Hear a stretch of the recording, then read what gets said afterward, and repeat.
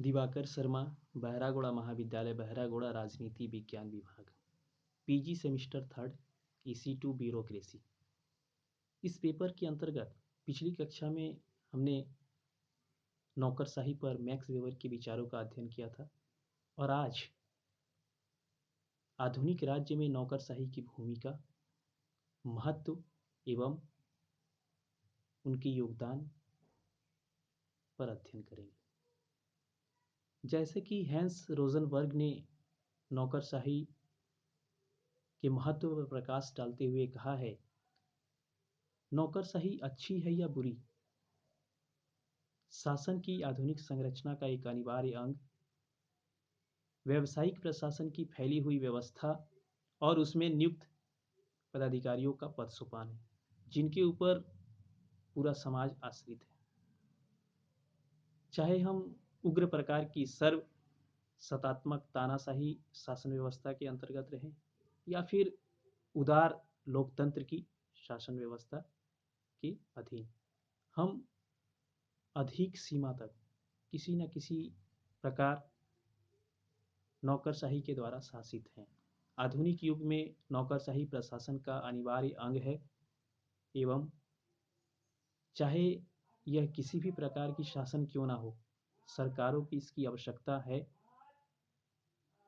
यह अगर बुराई है तो आवश्यक भी, अर्थात नौकरशाही के आलोचक भी इसे आवश्यक बुराई मानते हैं और नौकरशाही को किसी भी शासन व्यवस्था से मुक्त नहीं रखा जा सकता है। प्रोफेसर KS लाल ने नौकरशाही के बढ़ते हुए महत्व के संदर्भ में कहा है कि विधायिनी और न्यायिक कार्यों की प्रकृति अस्थायी होती है, लेकिन नौकरशाही जो है वो सदैव अविरल रूप से कार्यरत रहती है, क्योंकि इसका कार्यकाल जो है वो स्थायी होता है, वो परमानेंट होता है। अतः इनके पास ऐसी सूचनाएं होती है और ये लोक नीति के विशिष्ट क्षेत्रों में विशिष्ट तकनीकी योग्यता प्राप्त होते हैं और जनता से सदैव इनका संपर्क रहता है। एक तरफ जहां हर्बर्ट मोरिसन ने नौकरशाही को संसदीय प्रजातंत्र का मूल्य कहा है, तो मैक्स वेबर ने नौकरशाही को आधुनिक राज्य का एक अपरिहार्य तत्व माना है। नौकरशाही की भूमिका, महत्व एवं योगदान का अध्ययन हम निम्नलिखित शीर्षकों के अंतर्गत भी करते हैं। इसमें पहला है नौकरशाही संवैधानिक विकास के संदर्भ में, दूसरा नौकरशाही आधुनिकीकरण के संदर्भ में, तीसरा नौकरशाही आर्थिक विकास के संदर्भ में, चौथा नौकरशाही आयात कार्यों के संदर्भ में, नौकरशाही निर्गत कार्यों के संदर्भ में, पांचवा और छठा नौकरशाही आधुनिक राज्य के अनिवार्य साधन के रूप में। तो सबसे पहले हम इनकी भूमिका, महत्व एवं योगदान की ओर बढ़ते हुए जो पहले शीर्षक है नौकरशाही संवैधानिक विकास के संदर्भ में। संवैधानिक शासन के विकास एवं कार्य संचालन में नौकरशाही का महत्वपूर्ण योगदान होता है। प्रजातांत्रिक शासन व्यवस्था में जनता का शासन होता है। प्रजातंत्र में ऐसी संभावना बनी रहती है कि जनप्रतिनिधि किसी भी विषय के गुण और दोष पर विचार किए बिना पक्षपातपूर्ण ढंग से निर्णय ले ले। ऐसी परिस्थिति में नौकरशाही एक ऐसी संस्था है जो निष्पक्ष रूप से गुण एवं दोषों के आधार पर निर्णय लेती है तथा संवैधानिक सरकार की कार्यपालिका को परामर्श देती है। संवैधानिक सरकार द्वारा लिए जाने वाले नए नए उत्तरदायित्वों का वहन करने की क्षमता नौकरशाही में होती है। शासकीय सत्ता की वैधता प्राप्त करने में नौकरशाही का योगदान होता है। राजनीतिज्ञों की उग्रता को नौकरशाही के द्वारा सौम्यता और सहनशीलता से संतुलित किया जाता है। बदली हुई परिस्थितियों के अनुसार संविधान में संशोधन होते हैं, क्योंकि ये समाज के अनुकूल होता है और जब संशोधन की आवश्यकता पड़ती है तो संवैधानिक संशोधन के लिए नौकरशाही जो है विभिन्न आंकड़े और सूचनाएं प्रदान करती है तथा संशोधन किए गए संविधान के अनुसार सरकार के निर्देशों पर शासन व्यवस्था का संचालन करती है। अतः नौकरशाही की भूमिका संवैधानिक विकास में सकारात्मक होती है। दूसरा शीर्षक नौकरशाही आधुनिकीकरण के संदर्भ में। आधुनिक विकासशील राज्य में नौकरशाही के द्वारा आधुनिकीकरण के लक्ष्य को प्राप्त करने में विशेष सहायता मिलती है। आधुनिकीकरण सिर्फ नई तकनीक तथा परिवर्तन ही नहीं बल्कि आधुनिक विकास भी होता है। आधुनिकीकरण और परिवर्तन दोनों को जब तक पर्याप्त महत्व नहीं दिया जाएगा तब तक आधुनिक योजनाओं को कार्यान्वित नहीं किया जा सकता और विकास भी नहीं होगा। वस्तुतः नौकरशाही वह अभिकरण है जो विकास के संबंधित नई आधुनिक योजनाओं को कार्यान्वित करती है। इस नई तकनीक के अनुसार इसके अधिकारियों को प्रशिक्षण दिया जाता है ताकि वे उन्हें अपनाएं। जैसे अपराधियों के आंकड़े और अभिलेख रखने के लिए पुलिस विभाग में कंप्यूटर का सहारा लिया जाता है। कंप्यूटर को मात्र खरीद देने से ही सरकार का उत्तरदायित्व और उद्देश्य पूरा नहीं हो जाता, बल्कि उन आंकड़ों को एक उच्च अधिकारी की देख रेख में कई कर्मचारी मिलकर कंप्यूटर में भरेंगे और इस कार्य के लिए नौकरशाही में योग्य, कुशल और विशेष कार्मिक भी बहाल किए जाते हैं। उन्हें आधुनिक तकनीक और प्रशिक्षण भी दिया जाता है।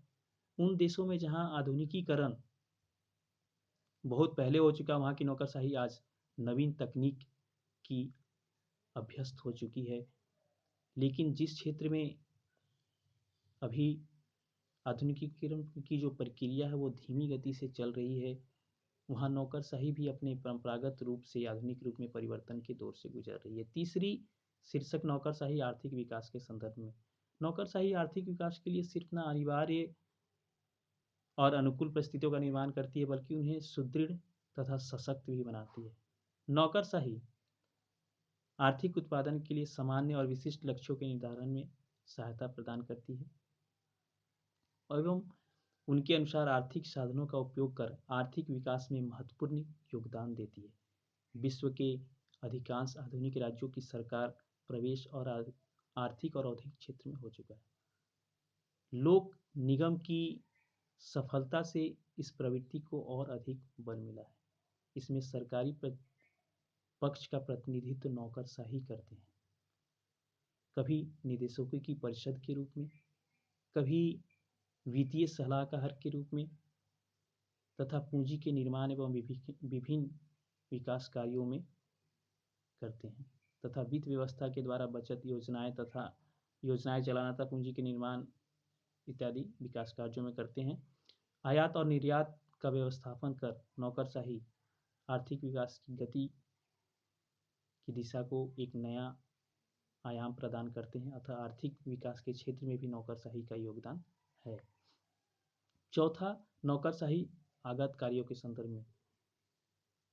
इस शीर्षक के अंतर्गत नौकरशाही एक नमूने पर कार्यों तथा व्यक्तियों का एक व्यवस्थित संगठन है जो सामूहिक प्रयत्नों के उद्देश्यों को सबसे अधिक प्रभावशाली ढंग से प्राप्त कर सकती है। नौकरशाही के विभिन्न अभिकरण न सिर्फ हित स्पष्टीकरण, हित समूहीकरण में अपना योगदान देते हैं बल्कि राजनीतिक समाजीकरण और राजनीतिक संचार में भी महत्वपूर्ण भूमिका निभाते हैं। नौकरशाही के अभिकरणों के पास ऐसे साधन और मार्ग उपलब्ध हैं जो जनहित के कार्य को सरकार के पास अनिवार्य और महत्वपूर्ण बताकर उन्हें प्रस्तुत करने में सहायक होते हैं। जैसे कि विभिन्न श्रमिक संघ अपनी अलग अलग तरह की मांग को लेकर आंदोलनरत रहते हैं।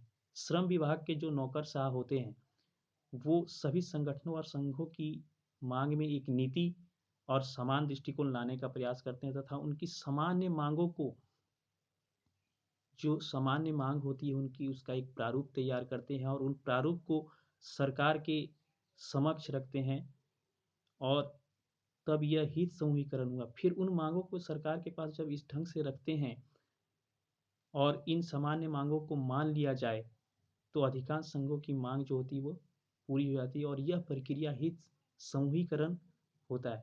और जब हित समूहीकरण हो जाता है, जब सरकार उनके द्वारा बताए गए आंकड़ों और प्रारूपों का आधार पर मांग मान लेती है तो नौकरशाही की भूमिका सरकार और संगठनों के बीच संचालन की हो जाती है, संचार की हो जाती है। सरकार के द्वारा संचालित ज्ञान जागरूकता और प्रचार के कार्यों का संपादन कर जनता के लिए राजनीतिक समाजीकरण के अभिकरण के रूप में भी भूमिका अदा करती है। नौकरशाही, पांचवा शीर्षक नौकरशाही निर्गत कार्यों के संदर्भ में। आधुनिक राज्यों के प्रशासन में नियमों का कार्यान्वयन एक ऐसा कार्य है जिस पर नौकरशाही का पूर्ण एकाधिकार होता है। आधुनिक राज्य की सरकारों में समाज पर समय समय पर नई नई विधियों और कानूनों का निर्माण किया जाता है। राज्य के कल्याण और प्रशासन के लिए ये निर्णय लिए जाते हैं। वस्तुतः नौकरशाही सरकार की नीतियों, विधियों और निर्णयों का कार्यान्वयन करती है या लागू करती है। आधुनिक युग की जो नौकरशाही हो, तीनों निर्गत कार्य जैसे कि नियम निर्माण, नियम प्रयुक्ति, नियम अधिनिर्णयन कमोबेश संपादित करती है। प्रदत्त विधायन ने उसे नियम निर्माण का काम सौंपा है। नियमों का कार्यान्वयन तो उसका जन्मसिद्ध अधिकार है। इसके साथ ही साथ नियमों के अधिनिर्णयन में भी उनके अनेक क्षेत्रों में नौकरशाही का प्रवेश हो चुका है। प्रशासकीय अधिनिर्णयन तथा नियामकाई आयोग के उदाहरण जो है उनके न्यायिक क्षेत्र की तरफ संकेत देते हैं, इंडिकेट करते हैं। अतः सरकार के समस्त आगत कार्यों में नौकरशाही का अपना योगदान होता है और नौकरशाही योगदान अपने कमोबेश पर देते रहती है। छठा और अंतिम शीर्षक की भूमिका एवं महत्व एवं योगदान को देखते हुए यह है कि नौकरशाही आधुनिक राज्य के अनिवार्य साधन के रूप में, जैसे कि मैक्स वेबर ने कहा है कि किसी भी सभ्य समाज के लिए नौकरशाही बहुत आवश्यक है, चाहे शासन किसी भी प्रकार की क्यों ना हो, देश की बाह्य और आंतरिक स्थिति कुछ भी क्यों ना हो, नौकरशाही की अनिवार्यता से इनकार नहीं किया जा सकता। विशेषतया आधुनिक राज्यों में तो नौकरशाही जो है वो समाज का मेरुदंड है के रूप में स्थापित हो चुकी है। एफ.एम. मार्क्स ने तो आज के राज्यों को प्रशासनिक राज्य की संज्ञा दे डाली है। वस्तुतः नौकरशाही वह साधन है जिसके द्वारा अपने लक्ष्य और उद्देश्यों को प्राप्त करता है तथा जनता के हित में जनता पर शासन करता है। मैक्स वेबर ने इसकी अनिवार्यता पर प्रकाश डालते हुए कहा कि अगर हमारी सभ्यता असफल होती है तो हमें समझ जाना चाहिए कि हमारे प्रशासन का पतन हो गया है।